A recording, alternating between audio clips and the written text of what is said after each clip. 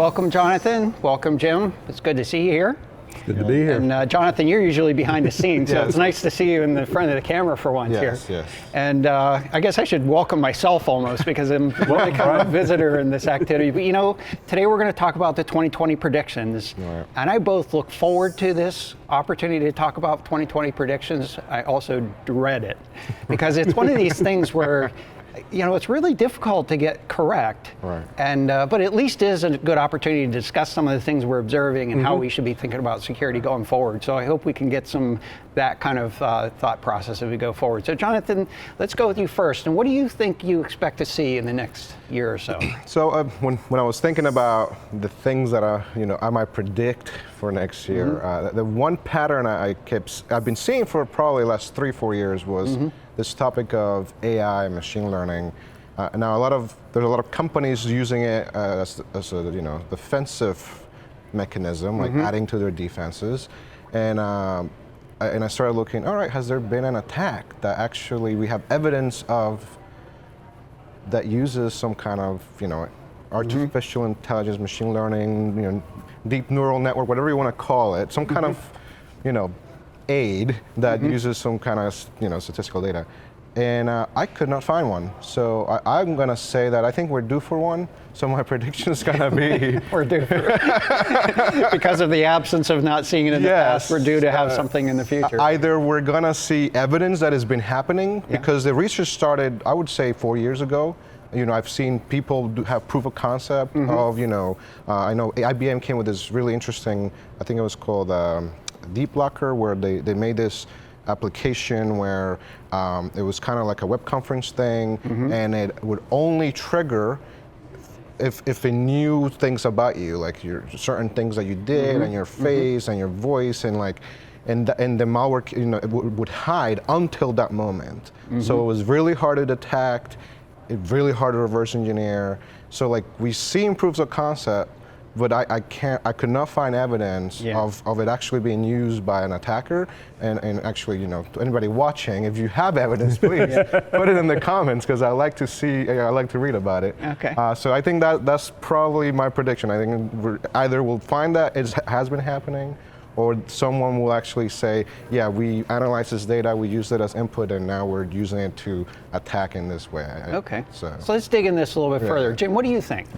I think it's an interesting idea. I don't think that the attackers are going to work that hard. Yeah. Because they can get in. They don't need to work that hard, right? Exactly. Right. It would be hard work to do. So I don't anticipate seeing it. I think it would be interesting to see, but they're still having success sending out spam emails or faked emails and getting users to click on it. Right. That I don't think they're going to work that hard. Yeah.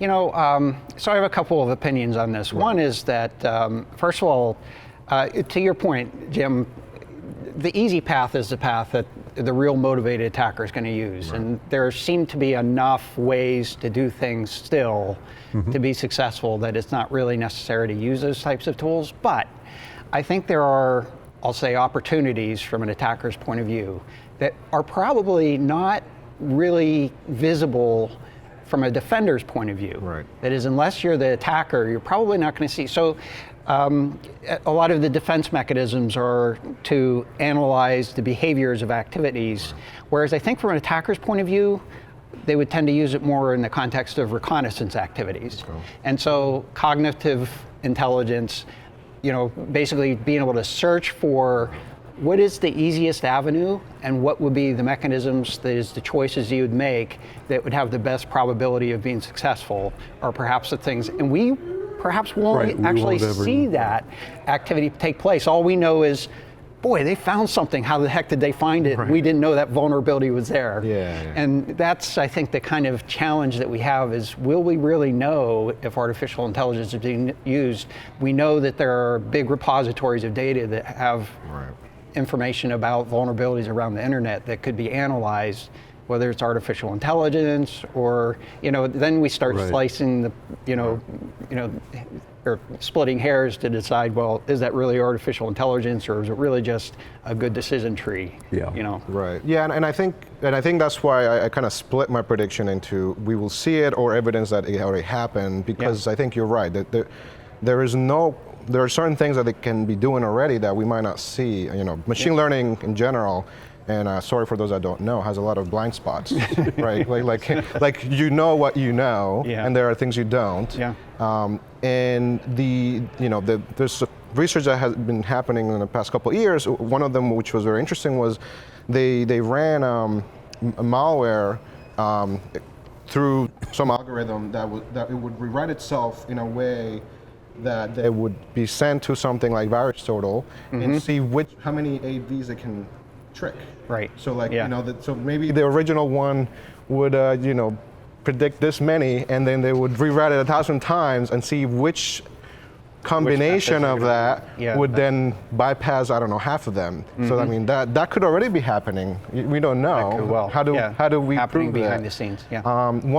Another thing that I was lucky enough to go to Black Hat and DEF CON this year that I keep hearing people talking about is deepfakes. I mean, this is machine learning. Well, that's true. Yeah, it's machine learnings to determine how you can replicate something so that it provides a convincing view. Yeah. You're right. If there are attackers that just want the easy target, let's say 2 million spam emails, someone's going to fall for it. There are people that are targeting people. I think, in this case, something like having the tools and the ability to, fake an executive's face and voice. Like, I don't know that we're prepared to defend for this. I want to say we are, because we should be training, their assistants and the people that deal with the executives in that way. But it's scary to think that someone can just make a let's say a video call looks exactly like the person you think it is with the same voice. Maybe we're not there next year, but you've seen the funny deep fakes of putting other people's faces. Yeah. It's close enough. Yeah. So so there are a couple of things that are really important, I think, to consider around the deep fake thing. Is that the ability to create something that's very convincing can be done, but it's not a real-time thing yet. And so the notion of creating a recording, well, one of the things that's actually to our benefit is there's an awful lot of social media. There's hardly an event where there's only one camera. Yeah. And so there are opportunities to debunk a lot of the opportunities for a deep fake. Right. And so I think that's our saving grace at the moment. Right. But as you're pointing out, as the technology advances, the opportunity to do things in a more convincing way, or even perhaps in a more subtle way that could be more convincing is going to be the challenge. You pointed out something, you used a term that is really critical in considering how artificial intelligence is involved in the security activities, and you said statistics. Right.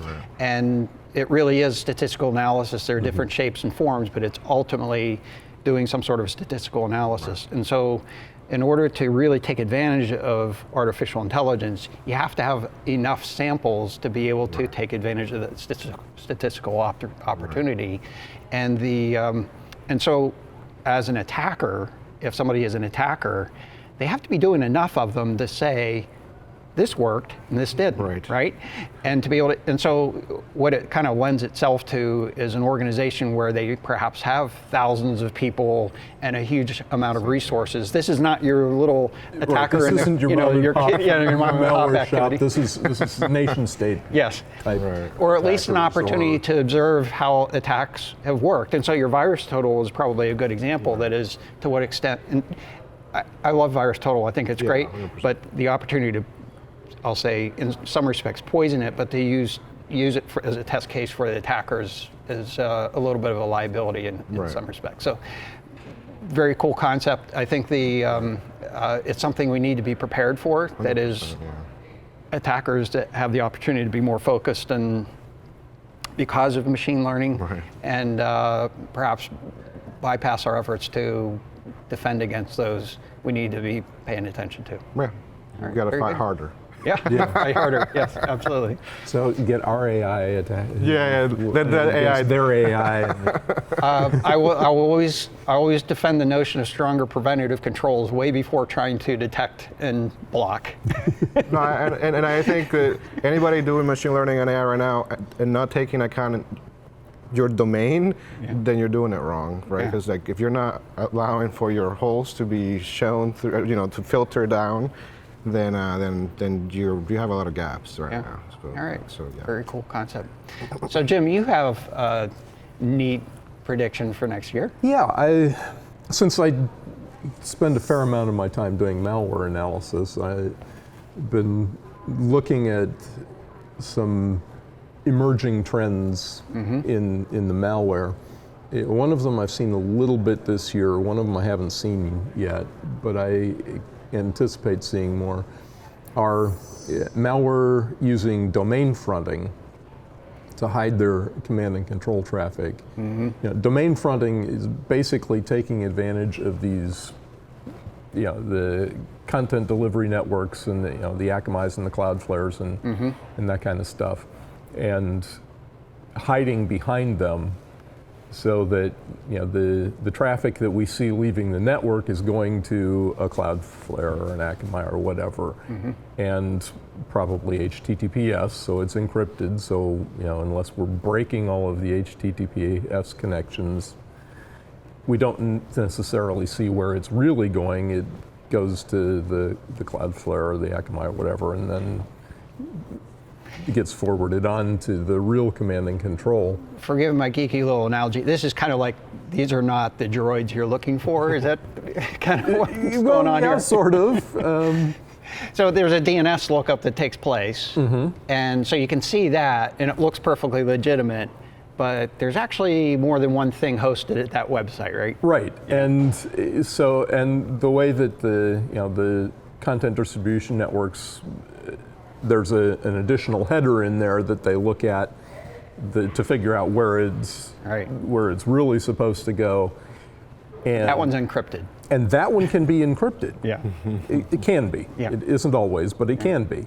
And so, as we're trying to, monitor our networks and look for, C2 traffic that's going out, all we see is something going out to these CDNs, these content distribution networks. And if we can't look inside it, if it's encrypted, then it's much harder for us to figure out the command and control. Yeah, and this is a challenge for any enterprise network. Exactly. That is, you're operating your own DNS services, looking for potentially malicious activity, perhaps sinkholing ones that are malicious. Yeah, but if somebody looks up a completely legitimate domain and then points to a server that's hosting that legitimate, but also a bad thing, right? Bad things can happen. And we can sinkhole domains, bad domains we know about, or traffic that's going directly to an IP someplace. If we know the bad IP, we can block that as well. But with this domain fronting, it's going to a legitimate service. How do you block all of Akamai? Yeah, right. You block Akamai or Cloudflare. You're blocking, all of the major retail places. You're blocking all sorts of legitimate traffic if you do that. Yeah. Might get a lot of work done though. Well, that's true. And the other one that just started making the news recently, the Firefox, Mozilla with Firefox and Google with Chrome is coming soon, if it isn't already there. Started doing the DNS over HTTPS. And and there are pros and cons to it. There are legitimate reasons why it would be a good thing, especially in places that censor, countries that censor that kind of stuff. But again, for us as defenders, if the DNS traffic is now not going through us, is getting encrypted and going out to the internet, and then all we see coming through our proxies for the outbound C2 traffic is to an IP address, if we don't know that that's, again, so it's encrypting encrypting some of this communication, making it difficult for us as defenders as we're monitoring our networks Yeah. to detect that. So I think one of the things, so first of all, I think there are a couple of things about DNS over HTTPS that are relevant here. One is that, typically we have DNS associated with the operating system. And this is actually a case where the browser itself is kind of saying, I don't really care what the operating system says, I'm going to do my own DNS. And so it first creates a little bit of an inconsistency. That is, how you think things might resolve in DNS normally might resolve a little differently because it's part of the browser experience, I'll say. But it still faults back if it doesn't work, right? In Firefox? Well, There are can. controls. They are putting controls in place because they're recognizing, I think, to some extent, what Jim is describing is that an enterprise that wants to be able to have control of their enterprise security environment and their business processes needs to be able to control, like for example, a lot of domain names are actually resolved only internal to the organization, and so you have to have a way to be able to allow some controls of how DNS gets resolved. So they have ways to bypass it, but in your typical scenario, perhaps a consumer, there are different things that can take place, and things can change if you're not in the enterprise or something like that. So there are little twists and turns around this. Have we seen it being used maliciously? Like, I don't recall. But I hadn't until this last week. I heard somebody say, and I haven't looked into the malware itself, but I did hear recently that there was at least one malware campaign that was using DNS over HTTPS to try to hide their. Interesting. And testing the waters. yeah. So if one is doing it now, then I'm relatively confident in my prediction that there will be more of it in 2020. Well, in using DNS for even command and control or to subvert other controls is not new. No. We've seen that before. We've seen malware actually establish their own DNS hierarchy and create, sort of their rogue DNS structures. They could control how things. DNS changer was an example of that. and all the fast flux stuff that we were talking about when we started this show, and Yes, way back when. Yes. way back when I had hair and it wasn't all gray. Yeah, absolutely. And hopefully it won't get more gray as things go forward here. But Well, I will, but that's okay. it is a good prediction. It's something to be paying attention to. And I think what is really happening is that enterprise at their perimeters really need to be paying attention to how they allow encrypted traffic through and to put mechanisms in place to at least be selective about what things go through. Now, I think if there's anything that what you're describing really complicates the scenario, is you could perhaps use a scenario, basically a model that says, I know this domain name, I know it's a safe organization, retailprovider.com. I'll let that one go through unencrypted, but this one I'm not so sure about. Maybe we'll decrypt out, put it through some analysis, make sure that it doesn't have any things that suggest it's a malicious website.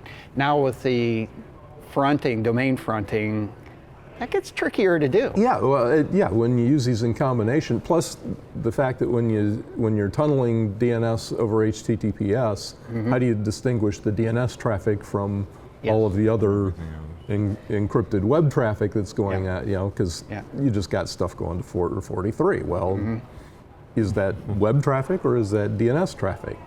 You may be able to tell some of that by the size of the responses, maybe, but your size of requests isn't even necessarily, because you often have small requests give you back large results. So perhaps if I could embellish your prediction to really overgeneralize it, I would say that perhaps the days of using the enterprise network perimeter as a means to monitor the security of an enterprise, the days are numbered. Right. That is, as more things become encrypted, as more redirection occurs, if you will, the shell game of is this not the droid you're looking for type situation, it makes it much, much more difficult, and we need to be looking closer into the workloads themselves and controlling it at a much more granular level. So, that when I was looking at my prediction, I ran into this open source application that was using machine learning to predict whether a brand new registered domain seemed to be used for things like that, for domain, having command controls, and then, I feel like maybe that is a space where, instead of us having to look through 300,000 domains, we can look at 100, and right, so. It would be nice to be able to see this domain was registered. There's a pattern that we don't understand, but the algorithm seems to think that it's not good. It's just blocked from our network. Well, and it right? is Like it is certainly the case that you should be suspicious of new domains. Yeah. That, if domains that haven't been registered for very long. It should be way up there on your the list of things you're suspicious of. Right. Yep. As they are more established, then you can be more confident that they're legitimate, because the bad guys are registering these things and then throwing them away. Yeah. Right. And so, that's been something that Right, that's has one always feature, been one something we take into account. And Yeah. Right. Okay, let's talk about my prediction here. And I'm expecting debate on this, just as we've been doing already. So this is actually quite good. I'm predicting that IoT threats will not manifest into any significant troublesome issue in the next year. And there have been a lot of discussions about IoT threats, and how with 5G, massive deployment of IoT devices, that it's going to be a really big problem. I don't really see that happening. And so, Jonathan, I'm kind of interested in your thoughts here, and we'll discuss a little bit further. Well, I might not debate you that much, actually. Here's why. Because it depends on what IoT we're talking about, right? That's true. So in an enterprise or smart city style IoT data collection setting, like if an attacker gets on those devices, let's say, I mean, they're literally just, for the most part, they're just sensors. I mean, I don't know what they would do with that, except for maybe, and they're a lot of times low powered. They don't really have a good use for doing like denial of service attacks and things like that. So in that scenario, maybe I would be more concerned about the place where the data is being collected, like the aggregators of the data. But there's other things like consumer products, which are being used already for a lot of attacks. So your prediction is that I think you're right. I think it won't change really. We won't see like, oh my God, IoT, the hell is broken loose. Yeah. Except in the consumer space. I don't think the companies are doing enough. Yeah. So maybe I will see a rise in, maybe that would not get better. I think it will get worse. Yeah. So let's talk about that a little bit, because you made a couple, I think, really good points. One is that they're really, most IoT, so I put IoT into basically two broad categories. And the way I kind of define IoT is that you really don't have an operator sitting in front of it as a device per se, no keyboard. You might have a little punch screen or something like that. So on one hand, we have the more complex devices with sophisticated control systems, automobiles, airplanes, that kind of thing. Not the airplanes you fly, Jim, because those still use cables, if you can believe it. yeah, I know. But the more the jets, and they're fly-by-wire. So in those scenarios, I think people are really kind of paying attention. Yeah. It's not going to be perfect, but I don't think it's a situation where we're going to have a catastrophic kind of thing. And they're really learning how to do it much better. That is, I don't know of any connected cars that don't have automatic update features today directly. That's relatively new. It was a big mistake to try to put sophisticated software into a system where you actually have to drive into the dealer to try to get something updated and fixed on it. But most all of them, I think now, fingers crossed, are have the ability to fix problems in the field when they're discovered. And generally speaking, my experience, having really worked in threat analysis for about 20 years now, wow, that's hard to believe. But working in these areas, the vulnerabilities generally really lead the big problems that come from those vulnerabilities, and the ability to recognize those and patch them or fix them in advance really provides a good opportunity to curb issues like that. So the second category, which you focused on, is these really simple devices, and they are very cost sensitive. That is, the tendency is to not put much more CPU power and memory than you really need to do that function. They tend to be relatively simple, so from a security standpoint, they're relatively simple to lock down. Now, what we've seen in consumer devices, and I'm really glad you brought that up, like the closed circuit television DVRs that have been a problem in the past. There have been some home routers that have been a problem in the past. The reality is, and I'm speaking about some very select home routers, a lot have had little vulnerabilities, like a little cross-site scripting type thing or something like that, which have been exploited, but not in a massive scale. Because usually they have to get on the inside to do it, right? But the ones that have really been problems, I think, are the ones that have given IoT a bad name.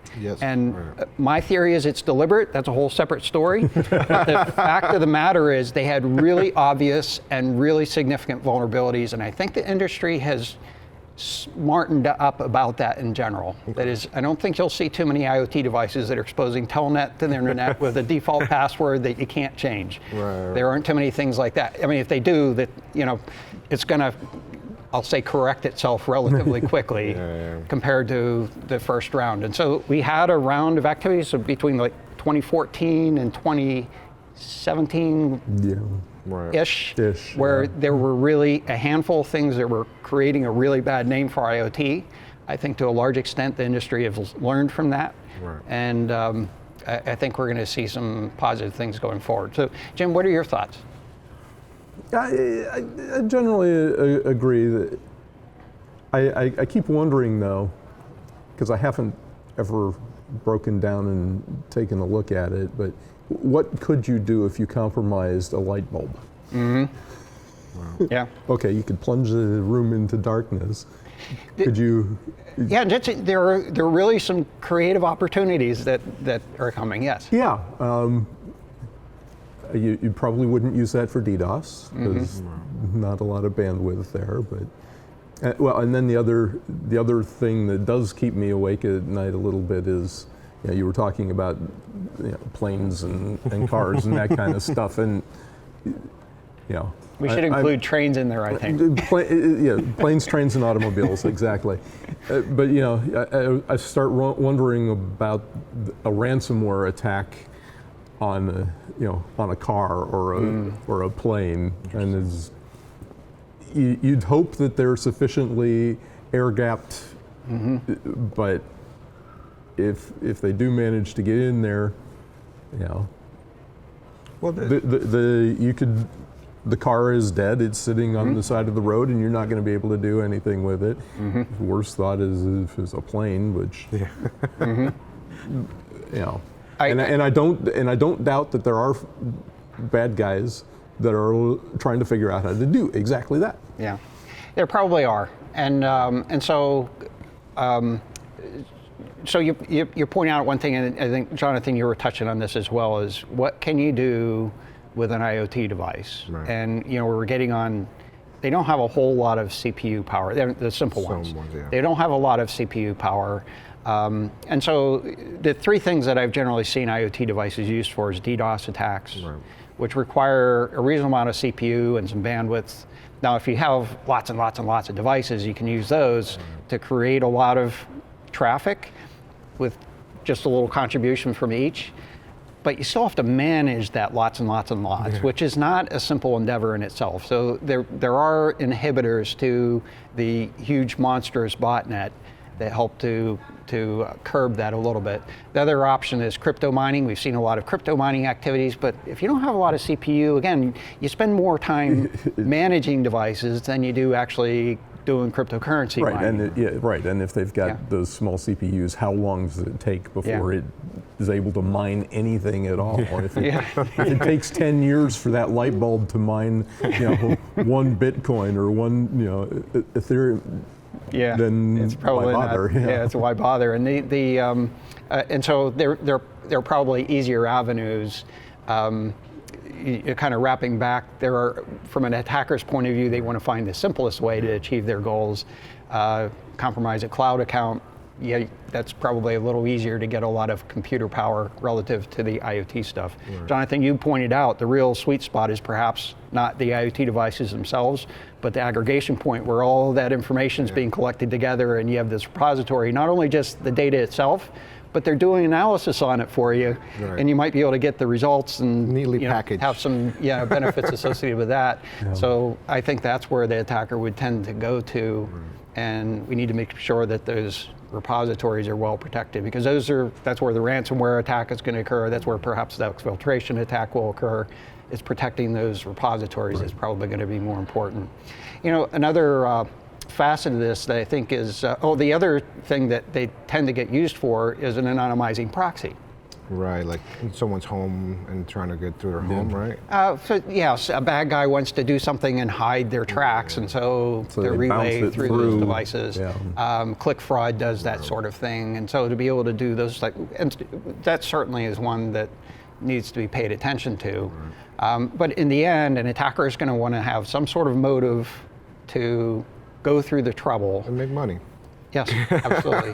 And the ransomware attack is actually not one that I'd thought about, but it is a legitimate thing. But I suspect that if somebody's car or plane, especially the plane, becomes a victim of a ransomware attack, it's probably not going to happen too many more times before there's a huge forensics analysis and a means to help protect that and prevent it from occurring again. So there may be that one-time event that occurs, or maybe a two-time event or something, but it's not going to go on too many times before.